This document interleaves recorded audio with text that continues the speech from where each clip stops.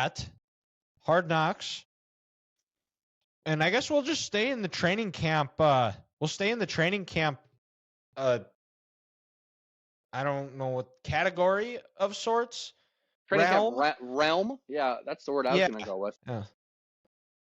And we'll go over to Grant for a training camp story from Mankato. So kind of just like last week, I got two, and last week both of them revolved around autographs. Well, this week they're going to revolve around just kind of some off the field stuff and seeing these guys as humans.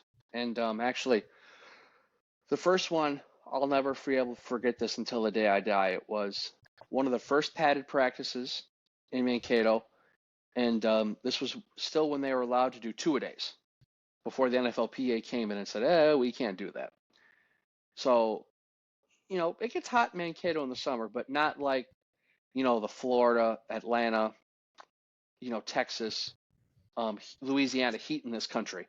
So, the Vikings, they'd always have a padded practice in the morning, but the one in the afternoon was when the tempo really got picked up because it was during the hottest part of the day.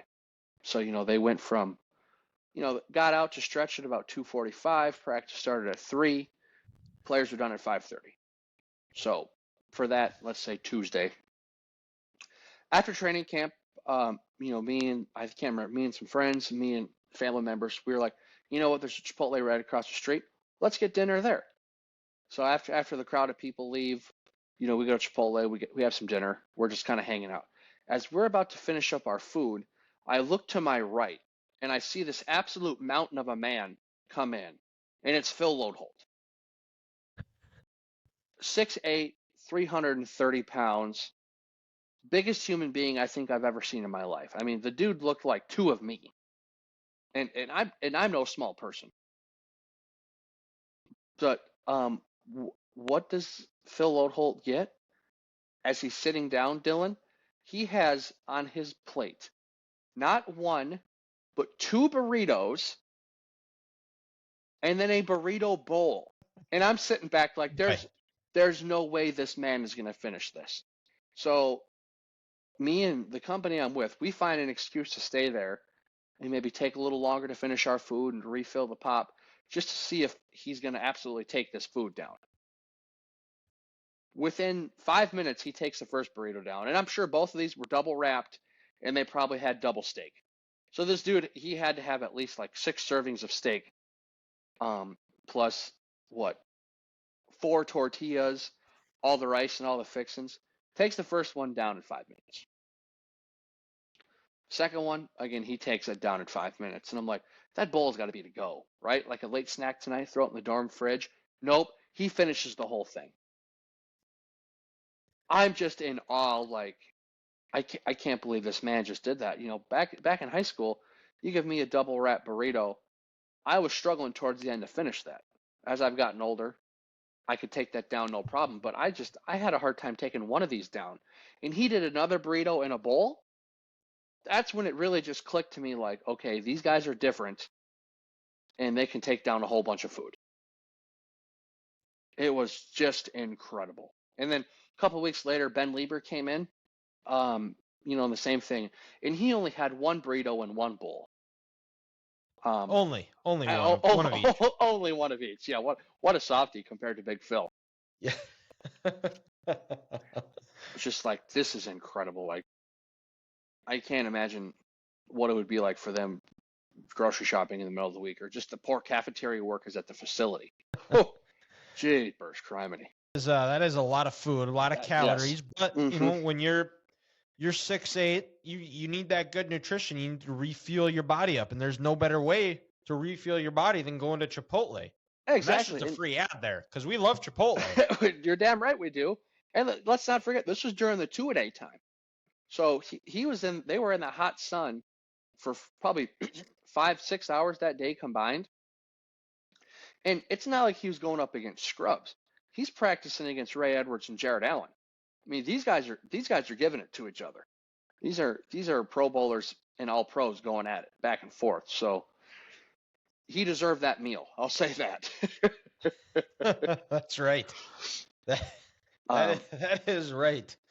And then The second one, Dylan, I'm sure you've heard this before, but it's too good. It's too good not to say. And once again, it involves Adrian Peterson. As we know, Adrian Peterson on the football field, top 3 running back of all time. Adrian Peterson off the field, maybe not the best human being out there.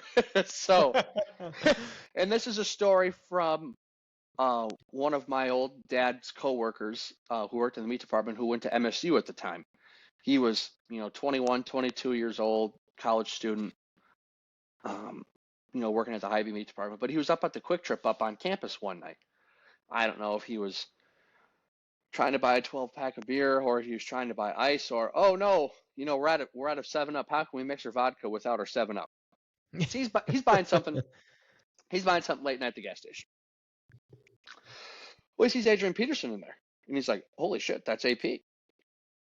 Well, AP's at the register, and he walks up, and he tells the cashier, hey, give me a Grizzly long cut wintergreen. Man, dude wants a 10. Dude wants a dip. Hey, whatever. So Adrian pulls out his credit card. He tries to slide it.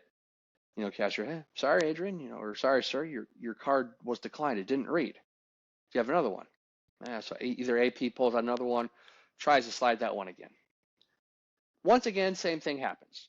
Card doesn't read. Adrian doesn't know Adrian just can't pay with his credit card. So since he got upset and he's not the best person off the field, he takes a $100 bill, slams it on the counter, looks at the cashier and says, keep the change, bitch, and walks out.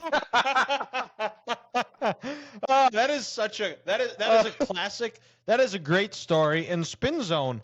Mm-hmm. Tobacco in Minnesota, I know, is way more expensive than what it is in North Dakota. Yes, but Dylan, this was still before 2012 when they increased it to help pay for U.S. Bank Stadium. So okay.